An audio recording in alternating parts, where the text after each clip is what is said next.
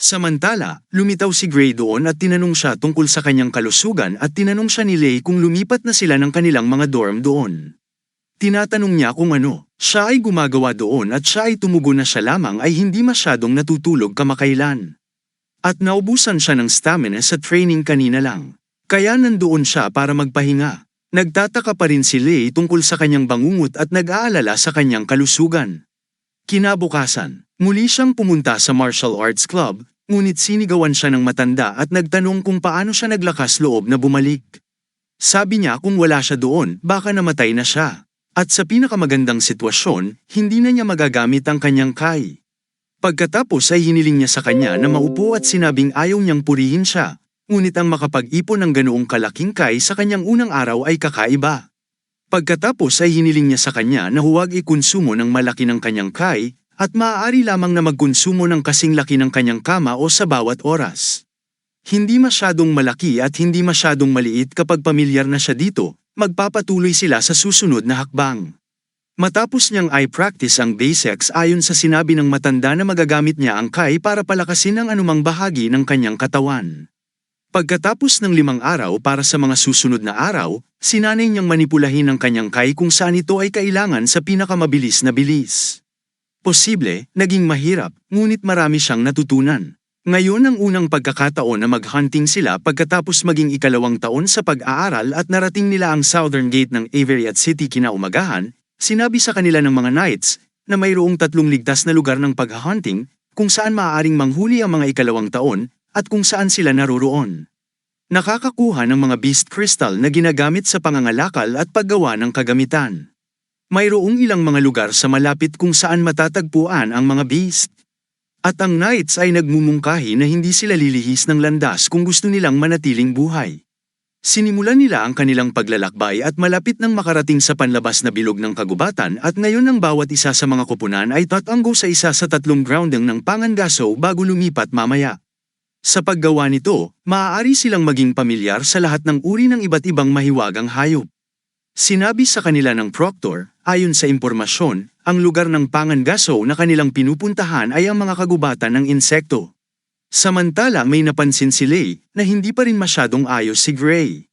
Biglang may surot na sumugod sa kanila at hiniling ni Noslavia na mag-ingat sila. Mukhang isang regular na kulisap kaya hindi na kailangang mag-freak. Lumabas, ngunit sinigawan sila ni Kyle at nagtanong kung nakakita na ba sila ng regular na surot na kasing laki ng ulo ng isang tao. Biglang sinaksak ng proctor ang bug gamit ang isang arrow, pinapatay ito at hinihiling sa bawat isa na maghanda dahil maaaring mahina ang mga bug, ngunit kadalasang lumilitaw ang mga ito bilang mga kayeg. Biglang, isang grupo ng mga bug ang lumitaw mula sa likuran, at ang bawat isa ay naghahanda upang labanan ang mga ito. Ngunit napakalaki nila sa bilang na nagiging mahirap para sa kanila na malampasan ang mga ito. Ang isa sa mga bug ay lumapit kay Lei at hiniling sa kanya ni Noslavia na mag-ingat. Habang ginagamit niya ng kanyang kai at pinupunit ito, hanga sila sa kanya dahil alam na niya kung paano gamitin si kai, at susubukan daw niya ngayon ang resulta ng kanyang pagsasanay. Narinig nila ang boses ni Gray at nagulat sila nang makitang may umatake sa kanya. Lumilitaw si Ian mula sa isang gilid at nilaslas ang bug gamit ang kanyang espada, at nagtanong sila tungkol sa kalagayan ni Gray. Humihingi siya ng paumanhin sa kanila sa pagkaabala sa kanila ng mga ito. Mag-alala tungkol sa kanya at hiniling kay Noslavia ni Ian na tulungan siyang tanggalin ang kanyang baluti at siya ay gaganap sa unang lunas. Nagulat si Lei nang makita ang kanyang kalagayan at nagtataka kung paano siya nakuhang saktan ng isang baguhang beast na bubuyog. Sa palagay niya ay tatanungin siya nito kung ano ang nangyayari kapag bumalik sila. Napakaraming pinagaling ni Noslavia ang kanyang sugat at tinanong siya ni Dan kung natutunan niya ito mula sa Magic Club, at sinabi sa kanya ni Kyle na makakatulong ito sa mga cell na mabawi ng mas mabilis upang magamit ito para sa simpleng pangunang lunas. Iniisip ni Lei na parang hindi lang siya ang natututo ng ilang bagong trick at kailangan niyang magsikap. Nakakuha sila ng beginner beast crystal. Pagkatapos ng lahat ng laban, at sinabi ni Dan na hindi man lang nila maabot ang tax limitation para sa araw na ito. Tinanong siya ni Lei kung ano ang mga tax na yon. At ang nakakagulat, tinanong niya siya kung hindi niya natutunan ang mga tagubilin. Kailangan nilang ibigay ang 10% ng kanilang kinita kapag nakuha nila ang mga beast crystal sa lugar ng pangangaso. Ito ang tuntunin ng akademya, at marami pang lugar kung saan kailangan nilang ibigay ang mga tax sa linya. Iniisip ni Lei na mukhang kailangan niyang gumawa ng paraan para malagpasan ito ni Lancy pagkaraan ng ilang oras ay narating na nila ang pasukan ng hunting grounds. Ibinigay nilang lahat ang kanilang mga kristal kay Sir Knight at tinanong niya si Lei kung paano lamang siya nakakuha ng 5 beginner beast crystal kapag siya ang huling lumabas. Sa palagay niya ay sinusubukan lamang niya itong linlangin at hinihiling sa kanya na tanggalin ang kanyang sandata, ngunit wala siyang mahanap sa kanya. Sinisigawan siya ng knights at sinasabing nagtago siya, dahil ito ay nasa isang lugar lamang sa kabundukan at nagbabala sa kanya na nagsasabi kung malaman niyang nagtago siya ng mga crystal beast, parurusahan niya ito. Hindi siya siniseryoso ni Lei at hiniling sa kanya na itago ang anuman. Bagay na nahanap niya at tinanong siya ni Monk kung paano niya ito ginawa dahil alam niyang higit pa doon ang nakuha niya.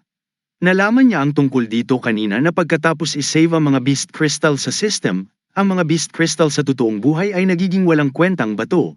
Ngunit ang system ay palaging magbibigay sa kanya ng mga beast crystals ng direkta pagkatapos manghuli ng mga mahika. Samantala, upang mahanap ang mga ito mula sa mga katawan ng ang mga mahiwagang hayop, at upang hindi makakuha ng hinala, hiniling niya sa sistema na huwag kunin ang mga crystal beast mula sa kanya.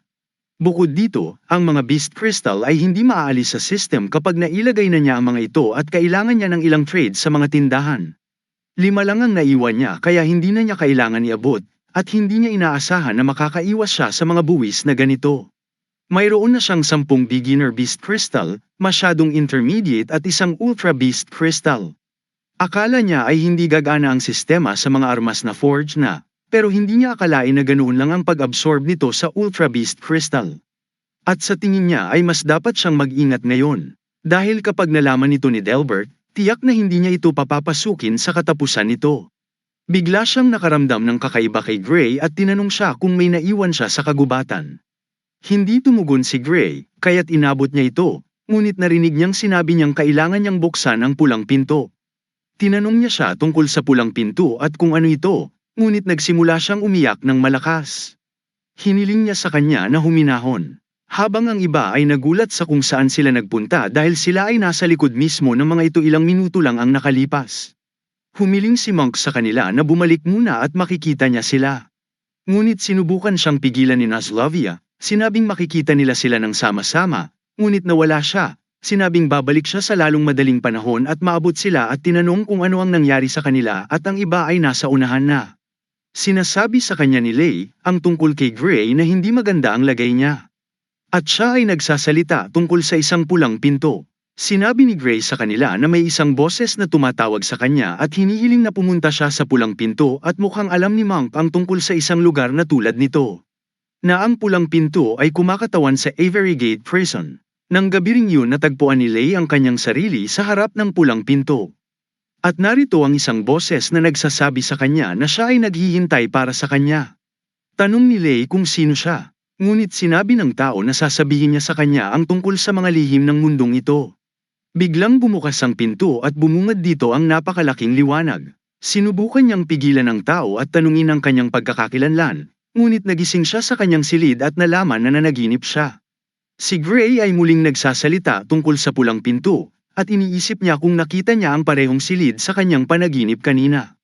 Tinanong nila siya tungkol sa kanyang panaginip, ngunit wala siyang matandaan at ipinahayag na dumaan lamang siya sa lugar na yun at nasulyapan ang pintong yun. Simula noon, nagsimula siyang magkaroon ng bangungot tuwing gabi. Pero sa tuwing madyay gising siya, hindi niya maalala kung ano ang napanaginipan niya. Nararamdaman lamang niya ang walang katapusang takot at may tumatawag sa kanya mula sa kabila ng mga pintuan na yun. At ang pakiramdam na yun ay lumalakas lamang. Pakiramdam niya ay dapat niyang tingnan. Ngunit sinabi ni Monk na ang lugar na yun ay ganap na off-limit. At siya ay mapapatalsik kung siya ay pumasok doon. Ngunit nag-aalala si Gray at sinabing walang ibang paraan. At kung ito ay magpapatuloy, siya ay pahihirapan hanggang sa mamatay sa pamamagitan ng boses sa loob ng kanyang ulo.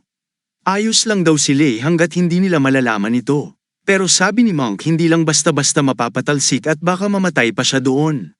Sinubukan ni Lei na hikayatin siya, sinabing may pagkakataon na gumana ang mga kasanayang natutunan nila sa ilalim ng kabalyero at tinanong si Monk kung sasama siya sa kanila.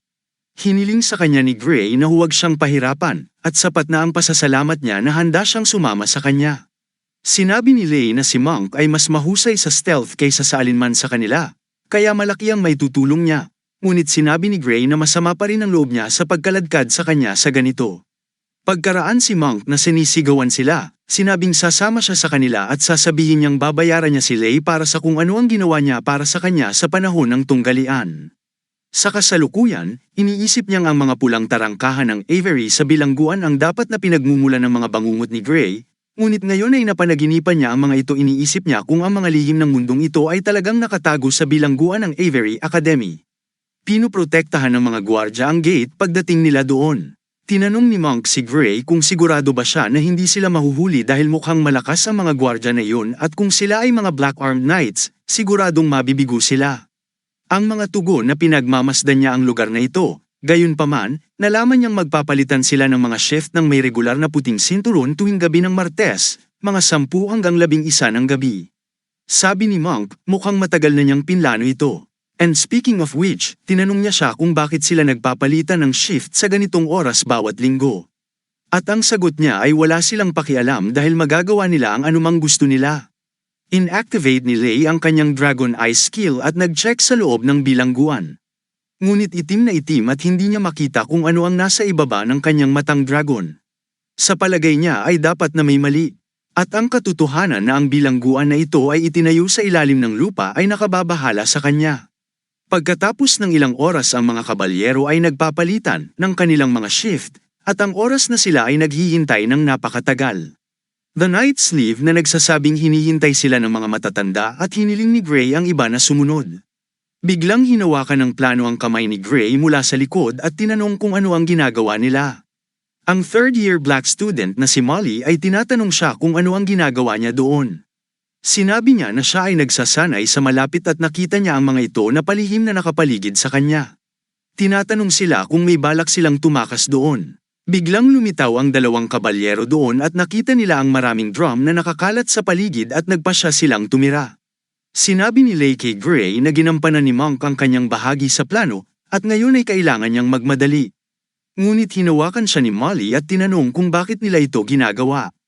Binabalaan niya sila, sinasabing nilalabag nila ang mga alituntunin ng paaralan at masyadong mapanganib doon. Humingi ng paumanhin si Lei sa kanya, sinabing nakita niya sila at tinanong niya kung papatayin nila ang kanyang mga Gray na pag-atake sa kanya mula sa likuran at nawalan siya ng malay. Tinanong niya, Lei kung dapat nilang iwan siya doon, ngunit sinabi niya na tapos na sila kung masira niya ang kanilang plano, kaya dapat nilang isama siya. Sinusubukang buksan ni Monk ang pinto, habang ang mga gwardya ay halos naroon lahat. Samantala, binuksan niya ang pinto at lumabas sila sa likod ng mga knights habang nag-uusap lang sila. Samantala, isang kabalyero ang nagmamasid sa kanila mula sa malayo at iniisip na pinapatay ni Lei ang kanyang sarili, at matutuwa ang nakatatandang si Gibby, matapos malaman nito, sa wakas ay nakapasok na sila, ngunit walang anumang mga bintana sa paligid doon. Habang si Gray ay may dalang lowstone, nagulat si Monk nang makita si Molly doon, at sinabi sa kanya ni Gray na natagpuan niya sila. Kaya dinala nila siya, bigla siyang nagising at tinanong siya ni Monk tungkol sa kanyang kalusugan. Ngunit sinigawan niya sila at tinanong kung paano niya ito nagagawa sa kanilang senior. Hiniling sa kanya ni Gray na ipaliwanag ang kanilang sarili at sinabing wala silang pagpipilian. Pinapante siya ni Lei at iulat ito sa mga matatanda, ngunit naroon na sila. At kung isusumbong niya ang mga ito sa mga matatanda, maaari silang paalisan ng magkasama. Sinubukan ni Lei na pakalmayan siya at sabihing nasa loob na sila ng bilangguan, kaya pupunta sila at titingnan. Pero galit pa rin siya kay Lei. Pagkatapos ay sinabi niya na hindi siya mananagot kung magkagulo sila. At sinabi ni Gray na sila na ang bahala sa bagay na yun. Pababa na sila, at sabi ni Monk parang walang tao doon. Sinabi ni Gray na ang lugar na ito ay palaging ipinagbabawal at wala pa siyang narinig na mga kriminal na inilipat doon. Kaya nagtataka siya kung bakit lagi itong nakabantay. Bulalas ni Molly na pumunta sila doon dahil narinig nila ang mga alingaw-ngaw. Sinabi niya sa kanila na ito ang bilangguan ng Avery, ngunit sinasabi nilang hindi sila nagpanatili ng mga kriminal doon.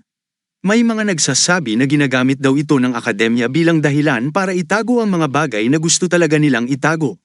At kapag lumitaw ang mga bagay na yon, magdudulot ito ng malaking kaguluhan.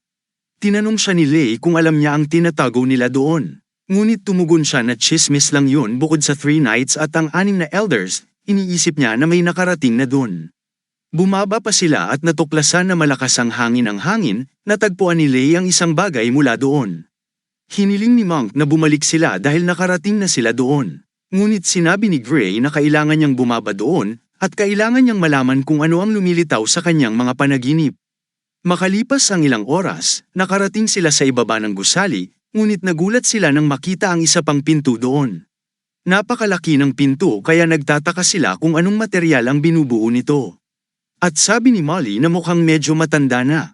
Ginamit ni Gray ang kanyang kai para buksan ang pinto, ngunit napakalakas nito kaya hiniling sa kanya ni Monk na ihinto ang pagsasabing mukhang mapanganib ito. Ginamit ni Lei ang kanyang dragon eye niya para makita ang loob, pero hindi niya pa rin makita kung ano ang nasa loob doon. Kaya tiyak na mayroong isang uri ng mataas na tier magic spell ng isang uri ng espesyal na selyo. They try their best, pero hindi bumukas ang pinto at sobrang nakalock ang pinto. Bumalik sina Monks dahil may mas malakas na liga kaysa sa kanila sa likod ng pintong yun. Ngunit tumanggi si Gray na bumalik at nagtanong, humiga na lumapit at tulungan siya. At may lumabas na status window sa harap niya at nagtatanong kung gusto niyang buksan ang pinto. Sabi niya oo, at biglang bumukas ang pinto. Tinanong nila siya kung ano ang ginawa niya, at sumagot siya na hinawakan niya ito. Iniisip ni Lei na mas lumalim ang tunog ng gear sa loob. Ngunit ang mahiwagang kristal ay makapagbibigay liwanag lamang sa isang maliit na lugar sa unahan. Pumasok sila sa pintuan at isang hindi kilalang takot sa loob ng puso ng mga kabataan ay naroroon. Bigla silang nakarinig ng isang mataas na boses at lahat ay natakot. Sinabi ni Gray na may naapakan lang siya at laking gulat niya nang makita ang isang malaking bilang ng mga kalansay. Parang mga halimaw at iniisip nila na maaari dinala sila ng mga kabalyero dito. Sinabi ni Lei na mukhang malapit na sila sa dulo, at hiniling ni Molly na umalis sila sa lugar na ito. Tinawag sila ni Gray at pinatingin sa kanila ang mas malaking butas sa ilalim, at ang mga ito ay parang mga selda ng bilangguan. Napakarami sa kanila na halos parang kolonya ng langgam, ngunit wala kahit ano sa loob. Mas nag-aalala ang monghe na nakatakas na sila at nakita ang lahat doon. Pinaalis na rin sila ni Molly dahil kung talagang may iniingatang mga halimaw doon, talagang malakas sila. At kung ito ay nakatakas na, kung gayon sila ay nasa napakalaking panganib. Hiniling din ni Lei kay Gray na bumalik na sila dahil kung babalik sila ngayon, maaari silang maabutan bago muling magbago ang shifting. Ngunit tumanggi siya, sinabi kung magpapatuloy pa sila, mahahanap nila ang katotohanan at maririnig niyang may tumatawag sa kanya sa loob. Tumakbo si Lei sa likuran niya at hiniling na huwag nang lumayo pa, ngunit pumasok siya sa isa sa mga selda. Ang hangin ay muling lumakas, at si Monk ay nagtanong, Lei tungkol sa kung ano ang nangyayari doon. Ngunit nagulat sila nang makitang bumagsak si Gray sa lupa nang maramdaman ang napakalakas na presensya ng isang tao at nakakita ng isang halimaw sa likod ng selda. Natakot si Molly na makita ito at inihayag na siya ang ranggo ng monarch na mahiwagang hayop. Ang Minotaurus the Beast Road ay naglalabas ng malaking halaga ng mono. At ginagawa silang mahulog sa malayo. Lumingon siya kay Molly at hiniling nila sa kanya na lumipat. Ngunit pinilipit niya ang kanyang bukong-bukong at hindi na makagalaw. Ngayon ay hinawakan siya ng halimaw sa kanyang kamay at inatake si Monk sa kanyang kamay mula sa likod at hiniling sa kanya na pakawalan siya. Nasugatan ang hayop at sumugod si Monk kay Molly, ngunit hindi siya makatayo. Samantala, ang hayop ay muling sumugod sa kanila, at sinabi sa kanya ni Monk na ito ay isang mahiwagang pag-atake. At kung hindi sila bumangon, mamamatay silang lahat doon. Iniipon ng halimaw ang lakas nito at akmang sasalakayin sila. Ngunit laking gulat nila nang makita ang isa pang mahiwagang hayop na tumutulong sa kanila. Hinarang ni Gray ang pag-atake nito at sinabing wala siyang oras para magpaliwanag, ngunit kailangan nilang malaman na nasa panig nila ito. Tinawag niya ang hayop sa pangalan na Noir at hiniling sa kanya na dalhin si Molly sa isang lugar na ligtas. At nabigla si Monk nang makitang kaya nitong sumunod sa utos. Pagkatapos ay hiniling niya kay Monk na itago ang kanyang presensya at patayin ito sa isang suntok sa sandaling pigilan niya ito, ngunit sinagot niya ito na masyadong mapanganib dahil siya ay masyadong malakas. Binitawan ni Lei ang kanyang kai. Hiniling sa kanya na magtiwala sa kanya at tinawag ang halimaw upang umatake. Tinamaan siya ng halimaw at sinubukang basagin ang kanyang ulo, ngunit hinawakan niya ang sungay nito at sa tingin niya ay napakalakas nito. Sinubukan ng halimaw na palayain ang sarili, ngunit hindi pa siya handang palayain ito at inutusan si Monk na gawin ito. Ngayon ay lumilitaw siya mula sa kabilang panig at sinaksak ang halimaw gamit ang dalawang kamay. Ngunit laking gulat niya na hindi ito tumago sa kanyang katawan at ang balat nito ay kasing tigas ng isang metal board. Nagmungkahi si Lei kay Monghe upang iwasan ang kanyang pag-atake at sinusubukang atakihin siya. Ngunit nabasag ang kanyang espada. Sa isang sandali, bumagsak sila pabalik sa lupa habang si Lei ay nakahawak pa rin sa kanyang sungay at pinapagana ang kasanayan ng mono, siphonang. Nag-iipon siya ng malaking halaga ng mana at sinisip-sip ito mula sa hayop. Matagumpay ang paghigop at tinipon niya ang lahat ng kai at i-activate ang buong puwersa. Ang kanyang pamamaraan ay gumana at sa palagay niya ay hindi walang kabuluhan ang pagsasanay ng matanda. Tinawag siya ni Gray mula sa likuran at pinakiusapan siyang mag-ingat, ngunit sinaktan siya ng halimaw at napabagsak siya. Ang kanyang katawan ay hindi sumusunod ng maayos, at maliban sa pamamanhid na epekto mula sa pag-atake na iyon, siya ay sumipsip ng masyadong maraming mana ng sabay-sabay, kaya ang kanyang katawan ay hindi maka-acclimate kaagad, ang kanyang katawan ay masyadong mahina. Habang nakatayo roon ang halimaw at handang atakihin siyang muli, sa tingin niya ay wala siyang naiisip na paraan para malutas ito. Ngunit si Sir Kai ay lumilitaw mula sa kung saan at sinabi na mayroon silang isang bagay na talagang malaki doon.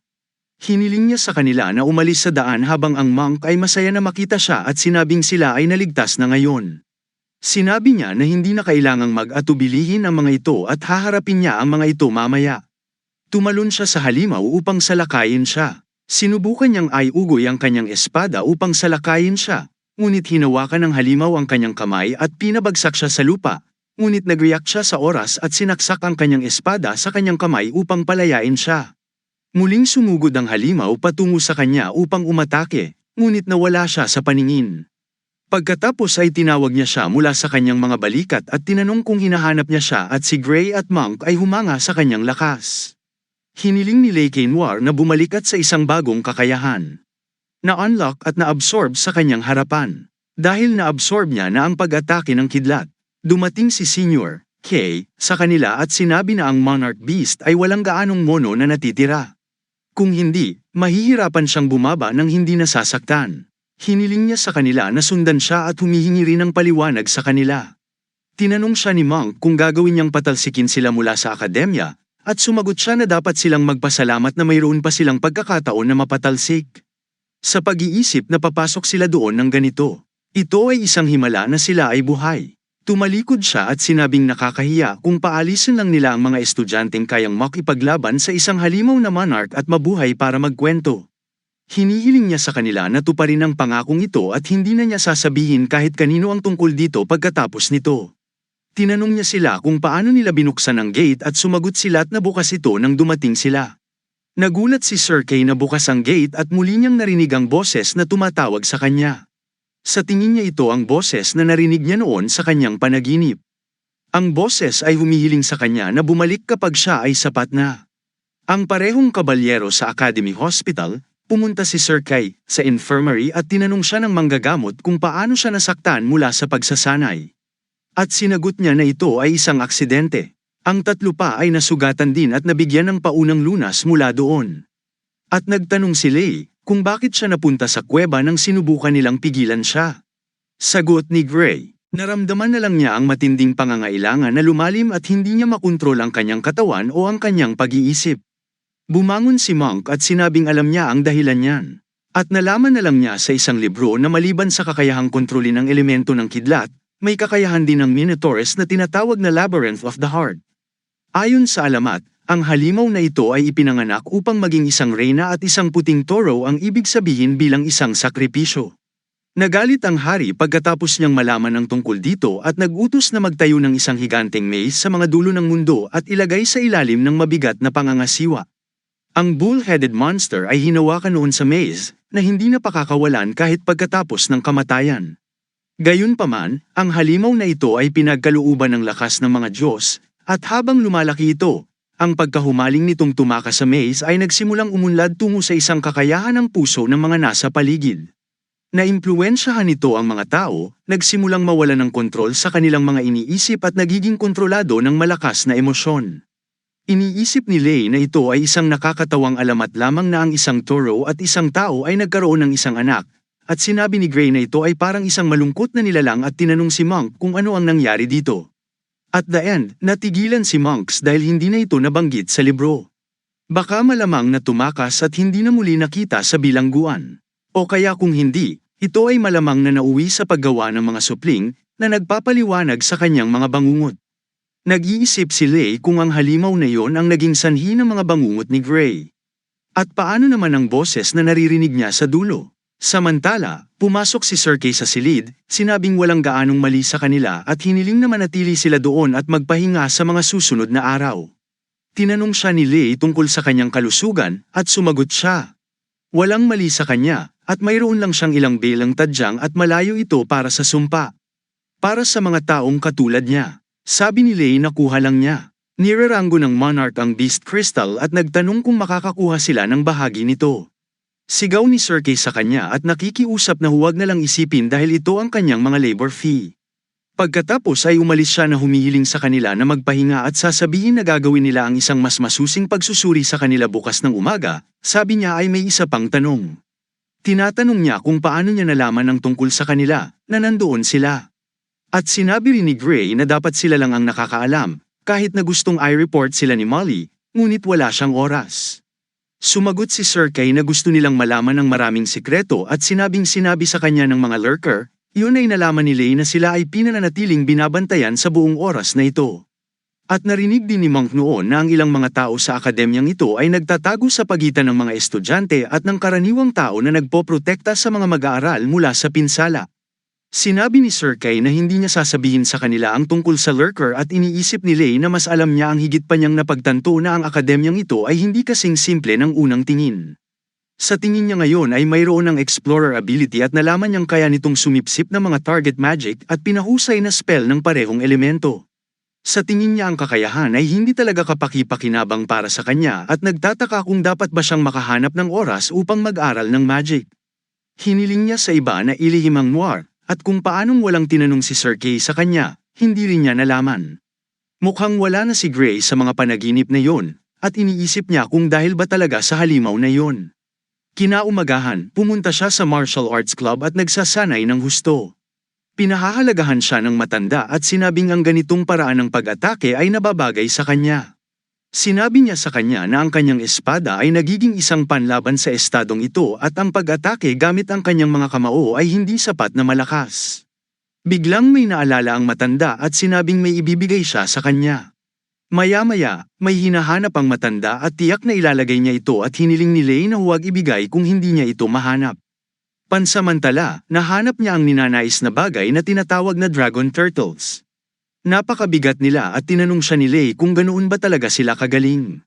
Hinihiling niya sa kanya na maghintay dahil nagbabago ang kanilang mga sukat ayon sa nagsusuot. Samantala, pinapalitan nila ang laki ayon sa kanyang kamay. At tinanong siya ni Lay kung gawa ba ito sa mga beast crystals. At siya ay tumugon na sila ay ginawa lamang mula sa isang intermediate dragon turtles beast crystal. Kung ito ay nasa advanced na hayop, ito ay magiging mas malakas. At sinabi ng matanda na gusto niyang bigyan siya ng mas mataas na grado ng mga kagamitan, ngunit ito ay magiging masyadong hindi patas para sa ibang mga kalahok. Tinanong siya ni Lay tungkol sa mga kalahok at tinanong niya siya kung hindi pa siya pumasok sa klase. Ibinunyag niya na ang bawat mag-aaral sa ikalawang taon at pataas ay kailangang sumali sa taunang paligsahan sa academy at sa pamamagitan ng pagpapalaban ng mga estudyante ng one-on-one, mahahanap nila ang 5 pinakamalakas na kalahok sa akademya. Ang 5 ito ay magpapatuloy na maging mga kinatawan ng Academy sa World Combat Tournament, na lalaban sa malalakas na kalaban mula sa buong mundo.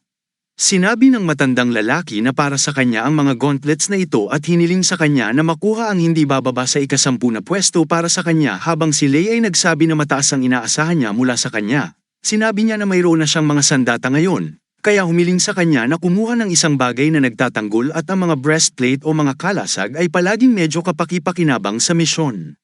Pagkatapos ay pumunta siya sa tindahan ng armas, ngunit laking gulat niya nang marinig ang mga presyo ng mga armas at umalis ang tindera, na nagsasabing dapat siyang pumunta sa ibang lugar dahil ang presyo ay nakatakda. Siya exclaims na ang kanyang mga presyo ay palaging makatwiran at forging defensive gear mula sa isang intermediate hayop. Ang crystal ay nangangailangan ng pagbabayad ng 10 beginner beast crystals o 1,000 bucks. Bumubulong siya at sinabing hindi siya interesado kung saan niya nakuha ang mga kristal na ito at iniisip ni Lei na kung ang akademya na ito ay nakatutok sa kanya dahil dito, hindi na siya makakapanghuli ng mag-isa.